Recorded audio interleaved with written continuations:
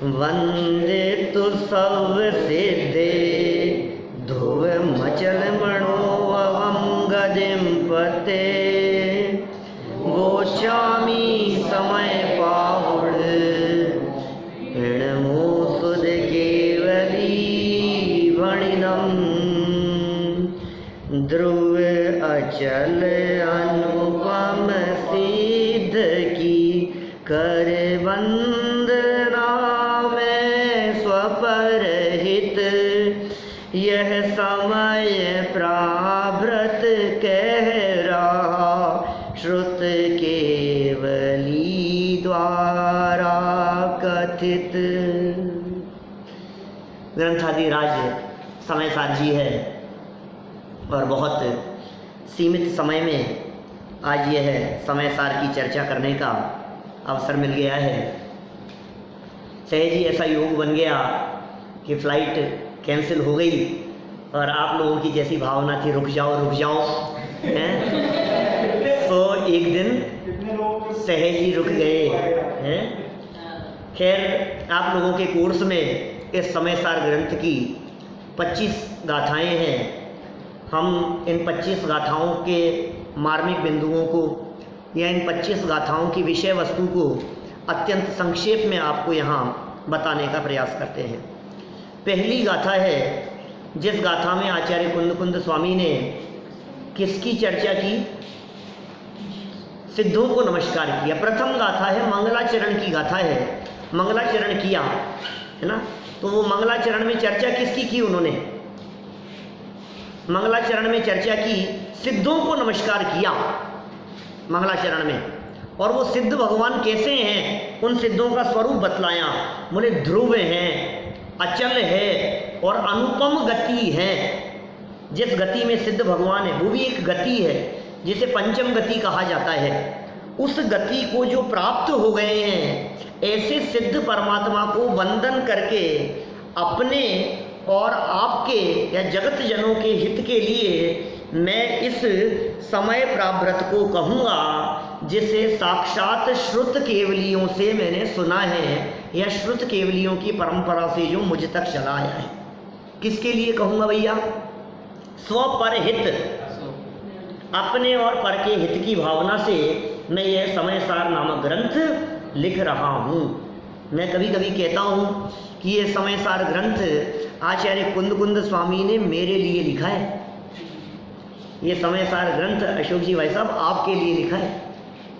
ये समय सार ग्रंथ साकेत जी आपके लिए लिखा है, सचिन जी आपके लिए लिखा है, नयन जी आपके लिए लिखा है, विवेक जी आपके, मतलब आप लोगों के लिए लिखा है। विक्रम जी ये क्यों लिखा है? ये जो पढ़े उसके लिए, समय सार के अभ्यासियों के लिए। सोचो आज कभी कभी मैं समय सार की महिमा बतलाते हुए ये वाक्य जरूर कहता हूँ, हम कितने भाग्यशाली हैं कि 2000 वर्षों में भी ये कुंदाचार्य द्वारा लिखी गई ये गाथाएं आज भी हमारे पास में ज्यों की त्यों अवेलेबल है। 4 दिन पहले कुछ लाइनें लिखी हो ना किसी पेज पर, वो पेज नहीं मिलता।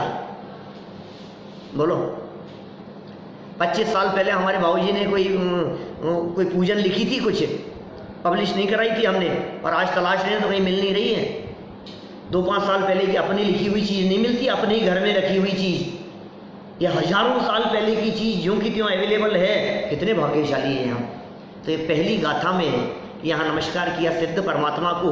और आचार्य अमृतचंद्र स्वामी जो इसके टीकाकार हैं, यद्यपि मैं टीका की चर्चाएं नहीं करूँगा अभी, लेकिन तो भी वे कुंदाचार्य से एक कदम आगे बढ़ के बात करते हैं। कुंदाचार्य देव ने सिद्ध परमात्मा को नमस्कार किया और इसके जो टीकाकार अमृतचंद्र स्वामी हैं वे मंगलाचरण करते हुए कहते हैं, नमः समय साराय स्वानुभूत्या चकासते चित स्वभावाय भावाय सर्वभावांतर।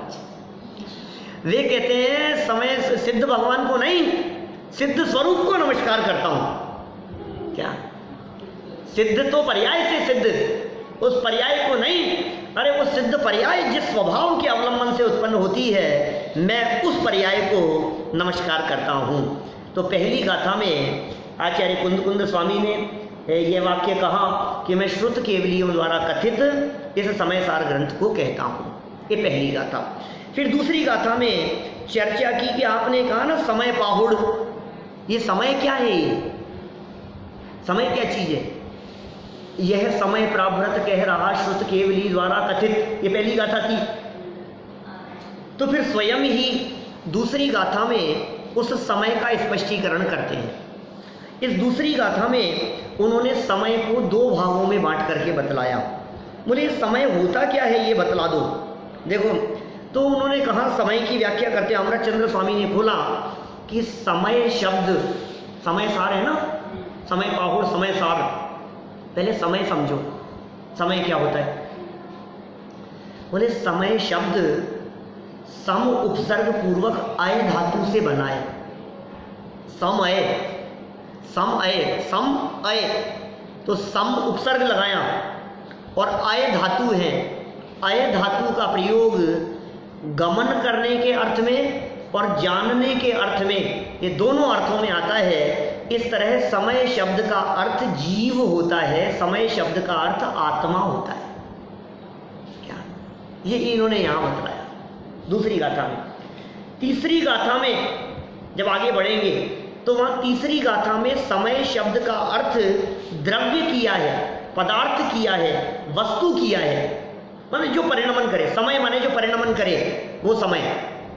सुनो, समय के दो अर्थ बतला रहा हूं, ध्यान देना। समय सार की चर्चा कर रहे हैं अपन। समय सार, समय सम उपसर्ग पूर्वक आय धातु से, आय माने गमन करे, गमन शब्द का अर्थ परिणमन करे, माने जो जो परिणमन करे वो सब समय है। तो क्या क्या हो गया, कौन कौन परिणमन करता है? छहों द्रव्य। भाई परिणमन तो छहों द्रव्य कर रहे हैं। तो समय शब्द का अर्थ हो गया छह द्रव्य और लगा दिया सार। तो समय माने छह द्रव्य और सार लगा दिया, तो छह द्रव्यों में सारभूत आत्मा वो है समय सार। समय माने छह द्रव्य और उनमें जो सारभूत है वो आत्मा हो गया समय सार। एक अर्थ तो ये हो गया। अब दूसरा अर्थ किया, समय शब्द का अर्थ जो आय का अर्थ परिणमन किया था ना, बोले जो जो धातुएं परिणमन या गमन के अर्थ में प्रयोग की जाती है वो जानने के अर्थ में भी होती है। इसलिए समय शब्द का अर्थ ऐसा समझना चाहिए जो परिणमन भी करे और जाने भी, वो समय है। तो फिर समय क्या होगा? बोले फिर तो आत्मा को समय कहा। तो साहब यदि आत्मा को ही समय कह दिया तो फिर समय सार, सार भी तो जोड़ा है, समय सार क्या होगा?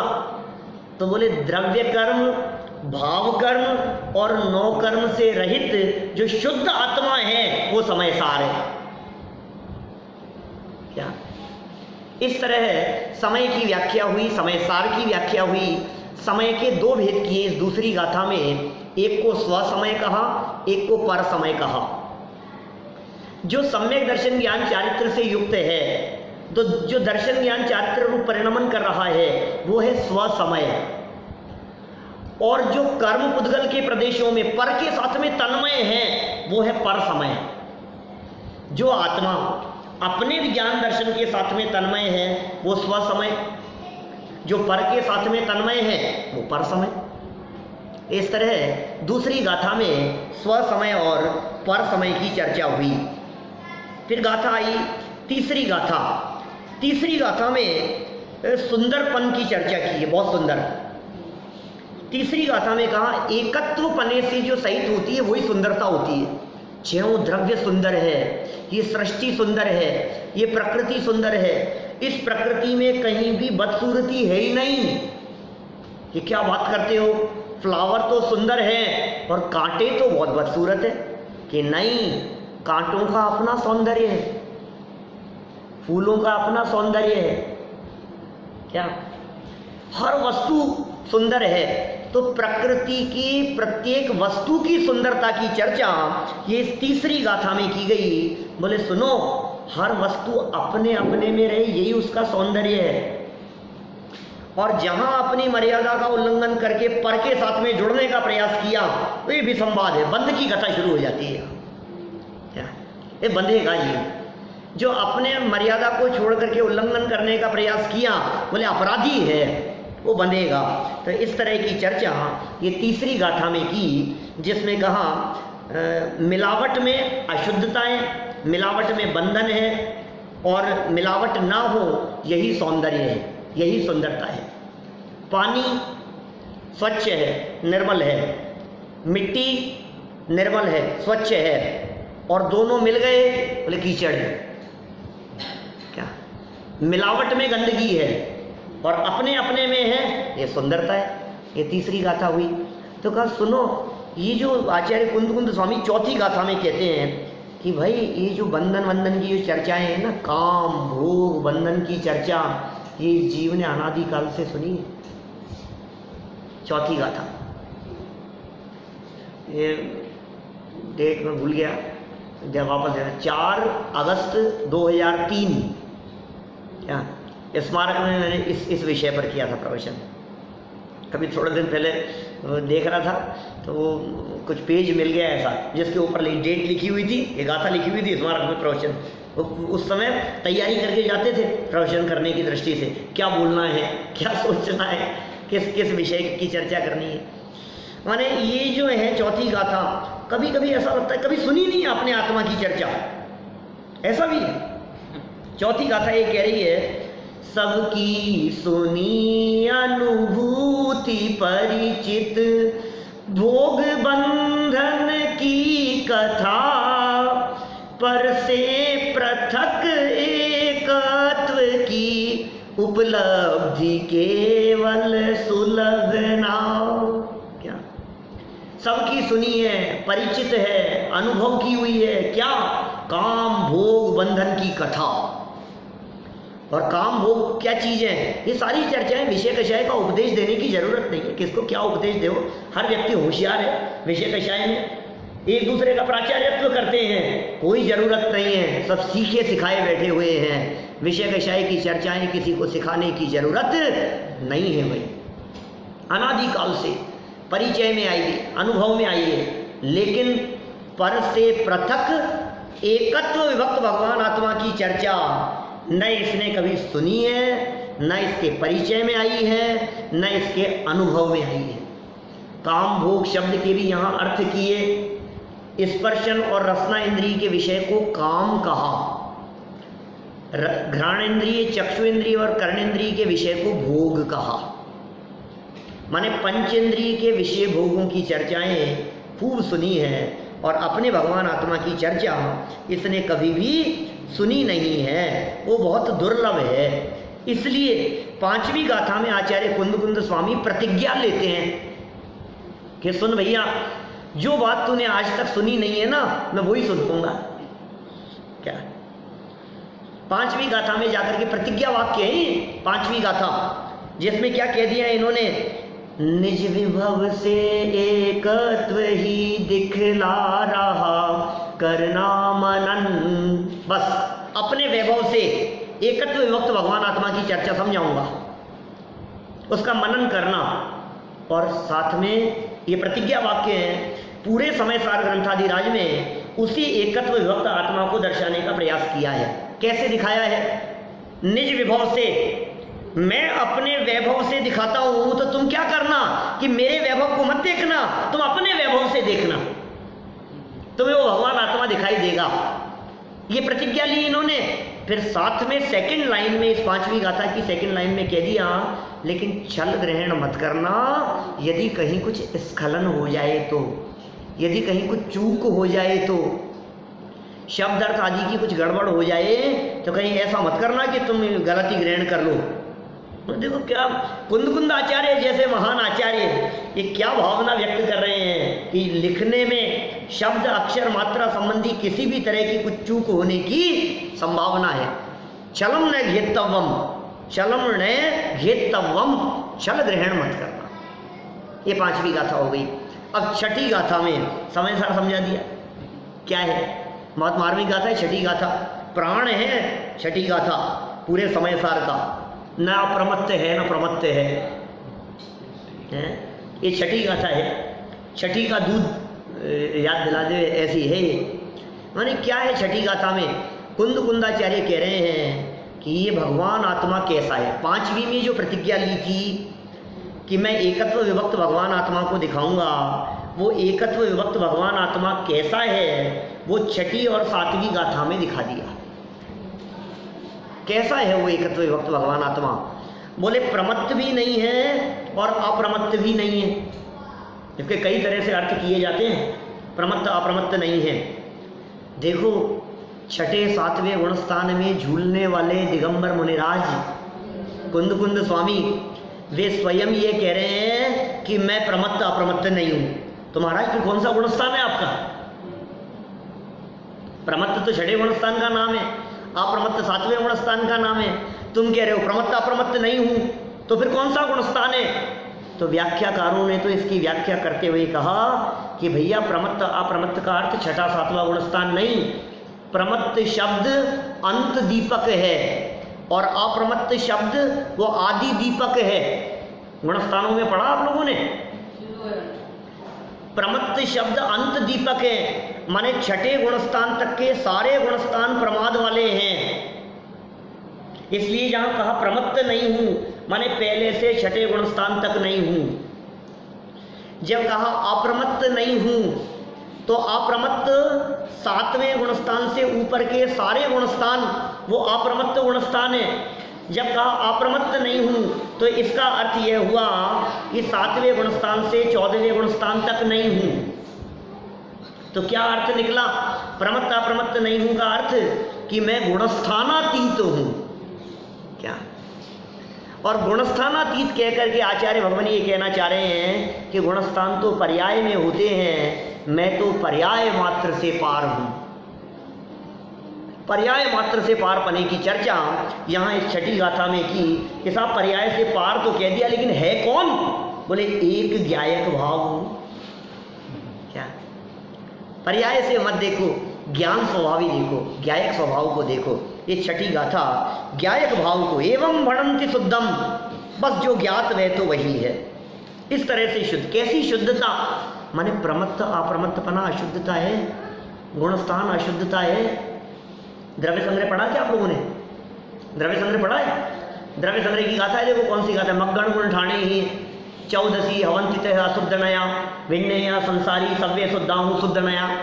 पढ़िए, शुद्ध नए से सब शुद्ध हैं और गुणस्थान जितने भी कहे हैं सब अशुद्ध नए से देखने पर हैं। और यहाँ कह रहे हैं कि मैं तो शुद्ध हूँ, एक ज्ञायक भाव हूँ, माने गुणस्थानातीत हूँ। ये छठी गाथा हो गई। फिर सातवीं गाथा के अंदर क्या बात कह दी गई है? सातवीं गाथा में कह दिया आत्मा को ज्ञान दर्शन चारित्र आदि सहित देखना, ये व्यवहार नहीं से है, ये व्यवहार से है। निश्चय से आत्मा में ज्ञान दर्शन चारित्र नहीं है, आत्मा में ज्ञान भी नहीं है, आत्मा में दर्शन भी नहीं है, आत्मा में चारित्र भी नहीं है। ये सातवीं गाथा में कह दिया। माने यदि मैं इन छठी और सातवीं गाथाओं को एक एक वाक्य में कहूँ तो मैं ये कह सकता हूँ पर्याय मात्र से पार बताने वाली छठी गाथा थी और गुण भेद से पार बतलाने वाली सातवीं गाथा है। क्या? छठी में प्रमत्त अप्रमत्त का निषेध करके आत्मा का स्वरूप बतला रहे हैं विवेक जी। अपना आत्मा कैसा है? बोले बदलती पर्यायों वाला नहीं है, तू शाश्वत है। कि साहब आत्मा में ज्ञान दर्शन है ना, आत्मा में ज्ञान है, दर्शन है, चारित्र है। बोले तू इन भेदों में कब तक उलझता रहेगा? अभेद का अनुभव कर, अखंड आत्मा का अनुभव कर। दृढ़ ज्ञान चारित्र जीव के ये व्यवहार से कहा, निश्चय से तो आत्मा ज्ञान दर्शन चारित्र आदि के भेदों वाला नहीं है। जब इस तरह की बातें कही, निश्चय से ऐसा स्वरूप बतलाया, तो मानो वो सामने जो व्यक्ति बैठा हुआ है वो ऐसे देखता है, यार ये क्या कह रहे हैं, देख रहे हैं क्या कह रहे हैं, समझ में नहीं आ रहा यार ये क्या कह रहे हैं। पर्याय नहीं है, गुणभेद नहीं है, ये बातें कुछ अलौकिक दिखाई दे रही है। तो फिर उन्होंने आठवीं गाथा में व्यवहारी जनों को व्यवहार से उपदेश देने की बात कही। क्या? बहुत मार्मिक गाथा है व्यवहार, ये आठवीं गाथा भी। व्यवहार ये क्या कहा? अनार्य भाषा के बिना समझा सके न अनार्य को, बस त्यों ही समझा सके न व्यवहार बिन परमार्थ को। कोई अनार्य है, म्लेच्छ है, उस म्लेच्छ व्यक्ति को जिस तरह से म्लेच्छ भाषा के बिना समझ में नहीं आता है ना, कुछ भी समझाओ, हम क्या समझा रहे हैं समझ में नहीं आता यार, आप क्या ऊंची ऊंची बातें कर रहे हो, तो कैसे समझ में आएगा? कि उसको उसकी भाषा में समझाओ तो समझ में आएगा। जैसे बच्चों को बच्चों की भाषा में समझाया जाता है ना। क्या? एक छोटे बच्चे को आप कैसे आवाज़ लगा करके कहते हैं, जा बेटा मम्मी को बुला ला, तो बच्चा आपसे ये पूछता है कि पापा आपकी मम्मी को या मेरी मम्मी को, ऐसा पूछता है क्या? नहीं पूछता है वो, क्योंकि आपने जो भाषा प्रयोग की, देखो भाषा बच्चों की है और भाव ज्ञानी के है। क्या आपने भाषा क्या प्रयोग की कि मम्मी को बुला ला, सच सच बतलाओ आपका भाव क्या है? अपनी मम्मी को बुलाना, भाषा तो ये कह रहे हो आप मम्मी को बुला ला, मम्मी को आवाज लगाना, मम्मी को कॉल लगाना, भाषा तो आपकी ऐसी है। भाषा बच्चों की है और भाव ज्ञानी के हैं। व्यवहार नहीं, व्यवहारी जनों को व्यवहार की भाषा में समझाया जाता है। स्वस्ति ऐसा कहा, ऐसे उदाहरण देकर के चर्चा की, टीका में व्याख्या करके बतलाया है। इस तरह से व्यवहार के बिना परमार्थ को नहीं समझाया जा सकता। यह बात इस 8वीं गाथा में कही है। तुम्हें परमार्थ समझना है, तुम्हें आत्मा को समझना है, तो व्यवहार का प्रयोग किया ही जाएगा। व्यवहार का प्रयोग माने ज्ञान दर्शन आदि भेद किए, ये भी तो व्यवहार है। ये व्यवहार है, ये असली व्यवहार है। हम कौन कौन से व्यवहार को व्यवहार समझ बैठे हैं? बोलो। अनंत भगवान की भक्ति को व्यवहार कहा? पता है कौन सी भक्ति को व्यवहार कहा नियम सार में? बोलो कौन सी भक्ति को? गाथा कौन सी गाथा? 135 नंबर की गाथा कौन से ग्रंथ की है? नियम सार ग्रंथ की। बोलो। नहीं मैं कोई पूछ नहीं रहा हूँ, तो सहज जो बात आ गई है। मैंने क्या कहा वहाँ? मुक्तिगत नर श्रेष्ठ की, माने सिद्ध परमात्मा अनंत परमात्मा भक्ति करे गुण भेद से, वह परम भक्ति कही है जिन सूत्र में व्यवहार से। नियम सार की गाथा है। आचार्य कुंद स्वामी कह रहे हैं अनंत भगवान की हमने वीतरागता और सर्वज्ञता से जो स्तुति की ना, बोले व्यवहार भक्ति है। अब ये कहता है मैं चंवर लेकर के नाच लूँ, ये कुछ व्यवहार? अरे कौन सा व्यवहार, कौन से व्यवहार भक्ति की बात कर रहा है? तो फिर निश्चय भक्ति क्या होगी कि निश्चय भक्ति में प्रभु का और मेरा भेद नहीं होता, अभेद होती है निश्चय भक्ति। ये जो भेद रूप भक्ति की है, गुण भेद करके जो भक्ति की है, ये व्यवहार भक्ति है। लेकिन व्यवहार के बिना निश्चय की बात समझ में नहीं आ सकती। इस विषय को मोक्ष मार्ग प्रकाशक के 7वें अध्याय में बहुत सुंदर ढंग से खोला है। शायद कोर्स में है भी, आगे रहेगा। चलो कोई बात नहीं, आगे बढ़ते हैं। 9वीं और 10वीं नंबर की गाथा, इन दो गाथाओं का एक ग्रुप है, 9वीं 10वीं गाथा का। यहाँ श्रुत केवलियों की चर्चा की है 9वीं और 10वीं गाथा में। दोनों गाथाओं का कंबाइंड अर्थ करता हूँ। श्रुत ज्ञान के माध्यम से जो जीव केवल शुद्ध आत्मा को जानता है, बोले वो श्रुत केवली है निश्चय से तो। और व्यवहार से जो बाहर में सारे शास्त्रों को जानता है, उसे श्रुत केवली कहा जाता है। ये हो गई कौन सी? 9वीं 10वीं गाथा। किसका नाम श्रुत केवली है? श्रुत ज्ञान के माध्यम से जो शुद्ध आत्मा को जानता है, सच में तो वही श्रुत केवली है। और व्यवहार नए से सारे शास्त्रों के ज्ञाता को श्रुत केवली कहा जाता है। बस ये श्रुत केवलियों का स्वरूप बतलाने वाली 9वीं 10वीं गाथा थी। 11वीं गाथा में कहा व्यवहार में अभूतार्थ है और शुद्ध ने ही भूतार्थ है। व्यवहार ने को अभूतार्थ कह दिया, अप्रयोजन भूत है, व्यवहार ने छोड़ने योग्य, व्यवहार ने त्यागने योग्य है, व्यवहार ने को झूठा असत्यार्थ तक कह दिया गया है 11वीं गाथा में। व्यवहारो अभूतत्व और शुद्ध ने भूतार्थ है। इसलिए भूतार्थ की शरण लेकर के जीव सम्यक दर्शन की प्राप्ति करें, ये 11वीं गाथा के अंदर कहा। शुद्ध नय को भूतार्थ कहा। अब यहाँ भूतार्थ शब्द का प्रयोग किया। भूतार्थ किसे कहते हैं? बोले जिस विषय के आश्रय से सम्यक दर्शन की प्राप्ति हो उसे भूतार्थ कहते हैं। जिसके विषय के आश्रय से सम्यक दर्शन ना हो उसे अभूतार्थ कहते हैं। यह 11वीं गाथा का विषय यहाँ बताया गया। फिर 12वीं गाथा में कहा जो परम भाव को प्राप्त होते हैं, सच में वे ही उपदेश के योग्य हैं, और जो अपरम भाव माने जिनको परम पद की प्राप्ति नहीं हुई, वो व्यवहार नए से उपदिष्ट हैं। इस तरह की बात कही। 13वीं गाथा में, ये 12वीं गाथा में समय सार पूरा हो गया। हाँ, आचार्य कुंद स्वामी और टीकाकारी ये कहते हैं कि समय सार के प्रारंभ की 12 गाथाओं में संक्षेप रुचि वालों के लिए समय सार पूरा हो गया।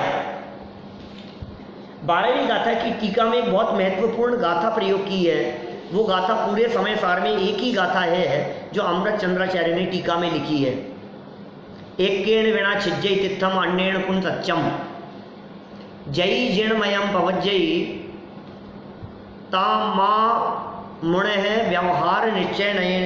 ऐसा है, व्यवहार और निश्चय में से एक को भी मत छोड़ो। एक के बिना तीर्थ का लोप हो जाएगा और दूसरे के बिना तत्व का लोप हो जाएगा। ये टीका में आई है। 13वीं गाथा में क्या प्रकरण है? बोले 13वीं गाथा में कुछ भी नहीं है। 13वीं गाथा में मानो एक प्रकार से कुंदाचार्य देव ने समय सार ग्रंथ में कौन कौन से अधिकार मैं किस क्रम से लिखने वाला हूँ, उन अधिकारों की चर्चा इस 13वीं गाथा में कर दी, नामोल्लेख कर दिया।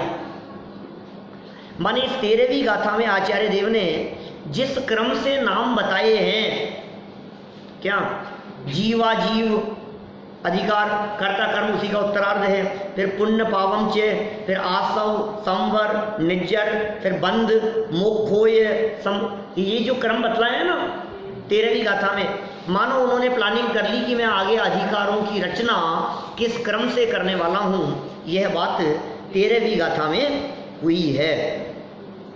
फिर 14वीं गाथा और 15वीं गाथा महत्वपूर्ण गाथाओं में से एक है। 14वीं और 15वें नंबर की गाथा अबद्ध स्पष्ट आदि 5 बोलों के माध्यम से भगवान आत्मा के स्वरूप को स्पष्ट किया है। ये भगवान आत्मा कैसा है? बोले अबद्ध स्पष्ट है, अनन्य है, नियत है, अविशेष है, संयोग रहित है। और कई उदाहरणों से टीका में उस शुद्ध आत्मा के स्वरूप को ये 14वीं गाथा में समझाया है। और 15वीं गाथा में भी यही चर्चा करते हुए यह कह दिया है कि जिसने ऐसे शुद्ध आत्मा को जाना उसने सारे संपूर्ण जिन शासन को जान लिया। ये 15वीं गाथा। जिसने इस शुद्ध आत्मा को जान लिया ना, उसने सारे द्वादशांग जिनवाणी को जान लिया, पूरे जैन शासन को जान लिया। ऐसा ये 15वीं गाथा के अंदर आचार्य देव कहते हैं। और 16वीं गाथा में बहुत मार्मिक प्रकरण है 16वीं गाथा का भी, क्योंकि इसमें दर्शन ज्ञान चारित्र को सेवन करने वाले के लिए साधु की बात कही कि साधु जन सेवन करो दर्शन ज्ञान चारित्र का। और साधु शब्द की व्याख्या करते हुए बड़ी मार्मिक चर्चा हुई है सचिन जी। ये इम्पोर्टेंट प्रकरण ये 16वीं गाथा का इसलिए कह रहा हूं मैं क्योंकि इसमें साधु शब्द का प्रयोग श्रावक के अर्थ में हुआ है, अज्ञानी के अर्थ में हुआ है, गृहस्थ के अर्थ में हुआ है। गृहस्थों को ये उपदेश दे रहे हैं, ये हम नहीं कह रहे हैं। ये प्रयोग जयचंद जी छाबड़ा साहब ने किया आज के 250 साल पहले, 350 साल पहले। सहजानंद जी वर्णी ने साधु शब्द का प्रयोग सज्जन पुरुष किया है। साधु आप जानते हैं साधु शब्द का सज्जन भी होता है। साधु वो नहीं सर्वत्र चंदनम ने वने वने, सुनी होगी ऐसी लाइनें आप लोगों ने नीतिकारों में तो बचपन में पढ़ी होगी, 6th-7th क्लास में पढ़ते थे बचपन में। वो है ना शैले शैले न माणिक्यम मौक्तिकम न गजे गजे, साधु नहीं सर्वत्र चंदनम न वने वने।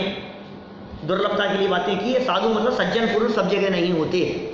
ये कहकर के मैं ये बात सिद्ध करना चाहता हूँ कि जिन लोगों को ऐसा लगता है कि ये समय सार ग्रंथ किनके लिए है, साधुओं के लिए, उनको ये ध्यान देना चाहिए। और इतना ही नहीं, आगे चल करके जो गाथाएं लिखी हैं 23 से 25 तक की गाथाएं, उनकी उत्थानिका के अंदर तो अमृतचंद्र स्वामी ने स्पष्ट रूप से कह दिया अज्ञानियों के लिए है। अज्ञानी का लक्षण बता करके चर्चा की। 19वीं गाथा के अंदर चर्चा की। देखो अब चर्चा आएगी, ये 16 हो गई। 17 और 18 नंबर की गाथा में आबाल गोपाल सबको ये भगवान आत्मा सदा अनुभव में आ रहा है। क्या 17वीं 18वीं गाथा के ऊपर गुरुदेव के प्रवचन, नैरोबी वाले प्रवचन है वो। पहले में पहले हे जीव तू आत्मा को जान, मोक्षार्थी का लक्षण है ये कह रहे हैं। उदाहरण दिया एक गाथा में, दूसरे में सिद्धांत की बात कही कि ये राजा है। जिस तरह से धन का अर्थी व्यक्ति, धन चाहने वाला व्यक्ति राजा की सेवा करता है, राजा के पास में जाता आता है, उसकी सेवा करता है तो राजा उसको धन देता है। ठीक उसी तरह से ये जीव, जो जीव मोक्ष की इच्छा रखता हो तो कहते हैं तू जीव राजा के पास में जा। यदि तू जीव राजा के पास में जाएगा तो तुझे अल्पकाल में मुक्ति की प्राप्ति होगी। ये 17वीं 18वीं गाथा में उसी आत्मा का अनुचरण करने की चर्चा की गई है। और 19 नंबर की गाथा में जब आ गए तो अज्ञानी का लक्षण बतला दिया। अब बोलो, अब इस 19वीं गाथा को देख करके कौन कहे कि ये मुनिराजों की चर्चा होगी? पढ़ो गाथा क्या है 19वीं। आपके नहीं, मैं पढ़ता हूँ, दादा वाला पद्यानुवाद पढ़ता हूँ मैं, आपकी पुस्तक में शायद नहीं है। मैं कर्म हूँ नौ कर्म हूँ, या है हमारे ये सभी, यह मान्यता जब तक रहे, अज्ञानी है तब तक सभी। मैं कर्म हूँ, मैं नौकर्म हूँ, या ये सारे नौकर्म मेरे हैं, ये जब तक ये मान्यता है तब तक ये जीव अज्ञानी बना हुआ है। ये अज्ञानी का लक्षण इस 19वीं गाथा में अप्रतिबुद्ध का लक्षण कहा। ये नहीं कहा कि तू 5 साल अज्ञानी रहेगा, कि तू 25 साल अज्ञानी रहेगा, है कि तू कूड़ा कूड़ी सागरों तक अज्ञानी रहेगा। बोले नहीं, जब तक तू अपने आप को शरीर रूप मानता रहेगा तब तक अज्ञानी रहेगा। अब तूने अपने आप को शरीर मानना अभी बंद कर दिया तो अभी ज्ञानी हो गया, और अनंत जन्मों बाद बंद किया तो तब तेरा ज्ञान बन जाएगा।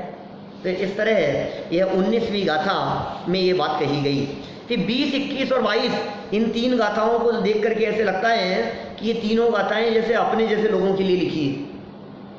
ग्रुप है इनका तीनों का। इन तीनों गाथाओं के ग्रुप को यदि नहीं देखो, 20, 21, 22 इन तीनों के ग्रुप को नहीं देखो तो आपको ऐसे लगेगा यार ये क्या कह रहे हैं, ये कैसी बात कह रहे हैं। जैसे देखो 20 नंबर गाथा, हम थे सभी के या हमारे थे सभी गत काल में। हम सबके थे, सब हमारे थे गत काल में। हम होएंगे उनके, हम उनके होंगे, हम उनके हो जाएंगे, या वो हमारे हो जाएंगे।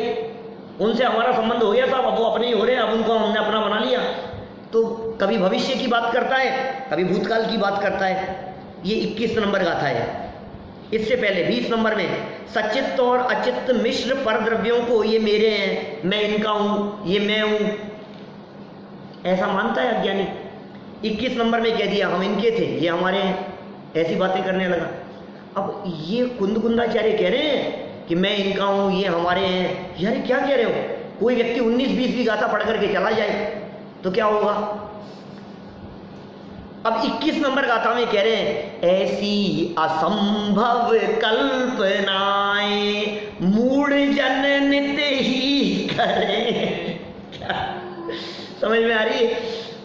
बोले ये परद्रव्य मेरा है, ये धन मेरा है, ये संपत्ति मेरी है, ये परिवार मेरा है। ये तो 19-20 नंबर गाथा में कह दिया। 21वीं में क्या कह दिया? सब पानी फेर दिया। बोले ये जो तेरी मान्यता है ना, ये मूर्ख लोग इस प्रकार की मान्यताएं रखते हैं। सम्यक दृष्टि ज्ञानी जीव इस तरह की मान्यता नहीं रखते। भूतार्थ के जानने वाले, सच्चे वस्तु स्वरूप को जानने वाले इस तरह के विकल्प, इस तरह के संकल्प, इस तरह की कल्पनाएं नहीं करते हैं। चलो आगे 23, 24 और 25 नंबर की गाथा में क्या बात कहते हैं? ये कहते हैं अज्ञान से जो मोहित है, अनेक प्रकार के भावों से संयुक्त जीव, ऐसे जीव जो 21, 22, 23 नंबर की गाथा में जिनकी चर्चा की अपन ने पीछे 19, 20 नहीं 20, 21, 22 में जिनकी चर्चा की, मूर्ख, अज्ञानी, पर को अपना अपना मानने में लगे हुए हैं। बोले ऐसे मोहित बुद्धि वाले जीव ही अबद्ध और बद्ध कर्म पुद्गलों का संचय करते रहते हैं। वो उनको अपना कहते रहते हैं, उनके अनंत संसार और कर्म का बंधन उनके चलता रहता है। ये बात कही 23वीं में। और 24वीं में कहा सर्वज्ञ ने देखा है कि तू तो उपयोग लक्षण है भाई, ये जीव तो उपयोग लक्षण है, सदा काल उपयोग लक्षण है, और पुद्गलमयी तू हो नहीं सकता है, तो इन पुद्गलों को अपना कैसे कहता है? तो 25वें नंबर की गाथा में कहते हैं जीव यदि पुद्गलमय हो जाए या पुद्गल यदि जीवमय हो जाए तब तो ये बात कही जा सकती है कि ये मेरे हैं, लेकिन यह जीव कभी भी पुद्गलमय होता नहीं है, इसलिए परद्रव्य कभी भी मेरे हो सकते नहीं हैं। तो इस तरह अपनी जो अनादिकालीन मान्यता देह के प्रति एकत्व बुद्धि को लेकर के जो हुआ करती है, उस मान्यता के ऊपर चोट मारने की चर्चा ये यहाँ 25 नंबर गाथा तक हुई है, जिसकी चर्चा हमने आप लोगों के बीच में की। मैं समझता हूँ ये 25 गाथा का जो विषय है ये मोटा मोटा एक बार आपके उपयोग में स्पष्ट हो गया होगा। गहराई से जितना पढ़ेंगे उतना आनंद आएगा। आप सभी इनका अभ्यास गहराई से करें। इसी मंगल भावना से मैं बात को यहीं विराम देता हूँ। है ना। इससे पहले भी समय लंबा हो गया था, इसलिए इसको अपन ने थोड़ा लगभग 35 मिनट में इसको शॉर्ट कर दिया अपन ने। फिर भी लेकिन 2 प्रवचन कर लिए एक साथ। चलिए हाँ।